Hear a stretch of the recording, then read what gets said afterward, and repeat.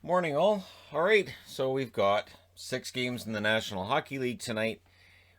Should be an interesting night because, again, we got teams that know each other and don't particularly like each other, and that's the way that we like it, right?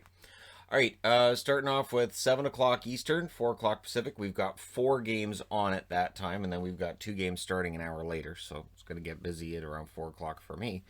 4-4-2 Islanders, 4-4-2 Rangers. The last time these teams met each other, each team recorded a shutout. We'll see how it goes tonight. First goal may be very important in this one. Varlamov stands out to me with the Islanders with a 4-2-1 record, 921 save percentage. He's played very well. Bailey's been getting his opportunities, but he's still only got 1 goal and 2 assists in 10 games. I'm waiting for those numbers to go up. Panarin on the Rangers side, 10 games, 5 goals, 10 assists, with a lot of players off to fast starts. It might be easy to not really notice how well Panarin's playing, but he's playing very well. And Lafreniere, still at 1 goal in 10 games. He's also a minus. And again, the question has to be asked, how many minutes do you really want him to play? How prominent do you want him to be? Is he going to be able to fight his way through this, or is it just going to be another slow rookie season? And then same starting time anyways, Carolina and the Columbus Blue Jackets go at it again. So Columbus will be trying to avenge the 6-5 loss last night, which people will tell you probably shouldn't have been a 6-5 loss. That goal shouldn't have counted, all that stuff. But they've got to pick themselves up, dust themselves off, and go at it again. So the 7-2 Carolina Hurricanes, who Jordan Staal has been amazing for since he came back. 7 games, 2 goals, 7 assists, 9 points for him. James Reimer has a good win-loss record at 5-1, but the 883 save percentage, that's concerning. On the Columbus side, you've got Foligno, 13 games, 4 goals, 3 assists for 7 points. He got his 200th goal yesterday, got an assist as well. And Korpisalo is kind of on the slow side in terms of his stats right now. 3-3-2 with an 899 save percentage. Surprisingly low save percentage for both goaltenders in this one.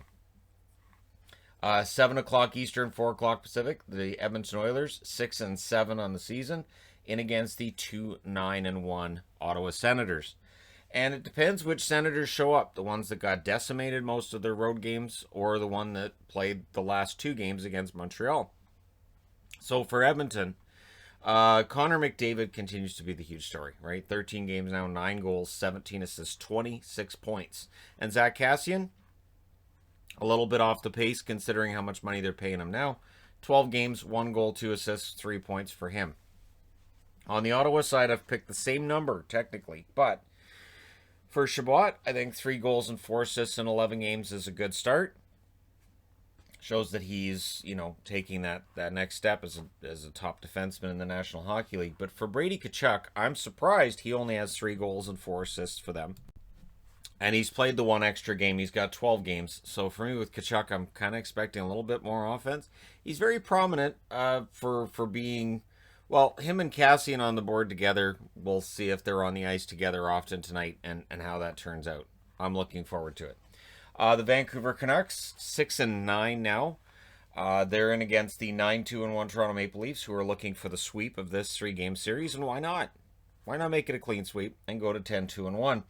On the Canucks side, it's interesting because JT Miller, a lot of negativity thrown at his defensive play and his lack of physical play. But in 12 games, he has 3 goals and 10 assists. So he's still producing more than a point a game, but I'm not going to pretend he's playing overly well. Edler, 14 games, 4 assists.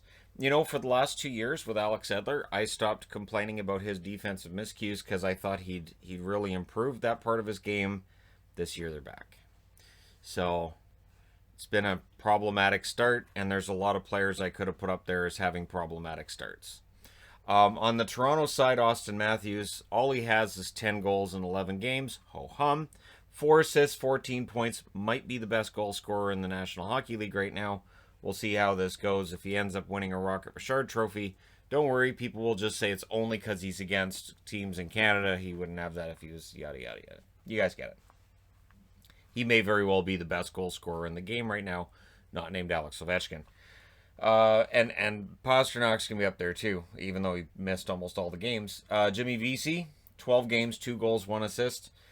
With Simmons out, does Vesey then get a more prominent role with this team? Does he move up? Does he get the opportunity to be the one in front of the net, tipping in goals? We'll see, right? And then we go to 8 o'clock Eastern, 5 o'clock Pacific, where the Tampa Bay Lightning are in against the Nashville Predators. Tampa Bay's 7-1-1. Nashville's 5-6. Victor Hedman, 9 games, 3 goals, 7 assists, 10 points. Has left no doubt in my mind for the last 2 years that he's the best defenseman in the game. Andrei Vasilevsky's on the board, not because of a slow start, but because nobody else has started a game. Nobody else has played a minute in net for them. He's now 7-1-1, same record as Tampa, with a .931 save percentage. I know Tampa's played 6 less games than Vancouver, so there's a reason to look at that and say, well, yeah, but. And then Matt Colini was on the COVID protocol list, so that's probably why, Vesey hasn't had a night off. But I still think it's very impressive that he's put up a 93% save percentage, and he hasn't missed a minute yet. On the Nashville side of things, Forsberg, 11 games, 6 goals, 5 assists for him. Very good start to the season. Johansson, we're still waiting for that first goal from Ryan Johansson. 10 games, 4 assists for him. And it's another one of those years that I don't know what you do with that Johansson contract. I really don't. He's having another one of those down years. And at some point, you'd think something has to give. Arizona and St. Louis also starting at 8 o'clock Eastern. The Arizona Coyotes now 5-5-1. The St. Louis Blues 7-4-1. And St. Louis needs to just go out there and win this game. They're in danger of losing 3 in a row to the same team. And again, when it's a division rival, that is not nothing. And for Arizona, they're going to be looking to build on what's been going on. Now, what's interesting is Phil Kessel, defensively, not having a fantastic start to the season, I'll go ahead and say, but he does have 4 goals and 4 assists in 11 games. The scoring is back for Phil the Thrill, and we'll see, what he ends up with at the end of the year, but I think he's had a decent start to the season. Darcy Kemper, however, his numbers are down from where they were last year, 3-5-1 with a .909 save percentage. For Arizona to win and stay in the hunt and make moves up in this division, they're going to need Kemper to kind of stand on his head, I'll say about 50% of the time. On the St. Louis side, Hoffman, 11 games, 4 goals, 3 assists. He is heating up. I know 7 points in 11 games looks like it's disappointing, especially when it's comparatively speaking in the same range as Kachuk, but Hoffman's been really heating up. And Sanford, still one of the few on St. Louis I can look at and say, yeah, it qualifies as a slow start. 11 games, 1 goal, 1 assist for Zach Sanford. But he is a hot and cold player, so I wouldn't be surprised if when he gets it going, he has a period of about 10 games where he gets like 12 points. So there you go. There are no games postponed tonight on the schedule. According to the NHL schedule, we are good. So today, Kevin Malone, you got her, dude. We're good. So yeah, let me know your winners in the comment section below as always. Don't forget to hit like and subscribe if you're browsing your way through. You just happened upon this video. Thank you guys so much for watching, for all your support. I will talk to you again soon.